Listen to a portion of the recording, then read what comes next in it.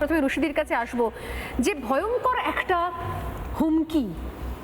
আমরা রাজনীতির কথা বেশি বলি, শোতে আধা মানে 99% শোতে শুধুমাত্র রাজনৈতিক তার হিংসা প্রতিহিংসা সমীকরণ নিয়ে কথা বলতে বলতে আমার চলে যায়। ভাবতে অবাক লাগে যে নাট্য জগতে কেউ শুধুমাত্র হিন্দুত্ববাদ বা হিন্দু মরছে সেই বিষয় নিয়ে কথা বলছে, তাদের ক্রাইসিস নিয়ে কথা বলছেন, নাটক করছেন, করতে চাইছেন, এগোতে চাইছেন, তার জন্য তাকে এই ভয়ঙ্করতম হুমকি শুনতে হয়েছে, ধর্ষণের হুমকি। এটা কি সত্যি রশিদি? হ্যাঁ, একদম। আগে আমি ধন্যবাদ জানাবো আর বাংলাকে আমাদের যন্ত্রণার কথাগুলো তুলে ধরার জন্য। আমি যবে থেকে রাষ্ট্রবাদ বা হিন্দুত্ব নিয়ে কথা বলতে শুরু করলাম তবে থেকে আমি সমস্ত কাজকর্ম থেকে তো বাদ পড়লাম। আর হ্যাঁ, রেপ থ্রেট, খুন এবং এমনকি 2021-এর আগেও আমি শুনেছি যে আমাকে রাস্তায় ফেলে আমাকে পেটাবে, তো সেটাও আমি শুনেছি।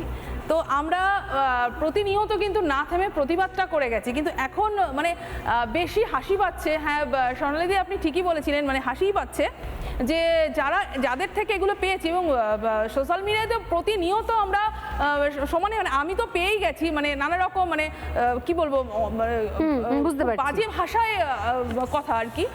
তো নানা রকম বাজে মন্তব্য পেয়ে গেছি, তারাই এখন দেখছি মানে গেরুয়া হয়ে গেছে একদম। ঠিক আছে, এখন আমি নিজে প্রশ্ন করছি, নিশ্চয়ই 4 তারিখের পর থেকে, 4 তারিখ বিকাল 4টের পর থেকে দুপুর 12টা বা হ্যাঁ দুপুরের পর থেকে আমি নিজে প্রশ্ন করছি যে তাহলে আমরা কি, মানে আমরা এতদিন বা এত বছর ধরে কি করলাম?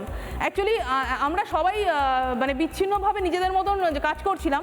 অধিকারী কৌশিক দাই আমাদের সবাইকে একজোট করে মানে চেষ্টা করেছেন, উনি জাতীয়তাবাদী শিল্পী যারা আছেন তাদের একসাথে করে একটা আন্দোলন করে তোলার। আমি আশা করব যে রং বদলে যাওয়া নয়, অরিজিনাল খাঁটি রঙের মানুষজনেরা নিঃসন্দেহে এবার অন্তত এই অভিশাপ থেকে মুক্তি পাবেন। শুধু মুক্তি পাবেন নয়, সমাজকেও মুক্ত করবেন, এই অভিশাপ থেকে বাকিদেরকেও বার করে আনবেন। নানা ধরনের কন্টেন্ট দেখার জন্য লাইক করুন, শেয়ার করুন আমাদের ফেসবুক পেজ, সাবস্ক্রাইব করুন আমাদের ইউটিউব চ্যানেল। পাশাপাশি অন্যান্য ব্রেকিং নিউজের জন্য অবশ্যই চোখ রাখুন রিপাবলিক বাংলায়।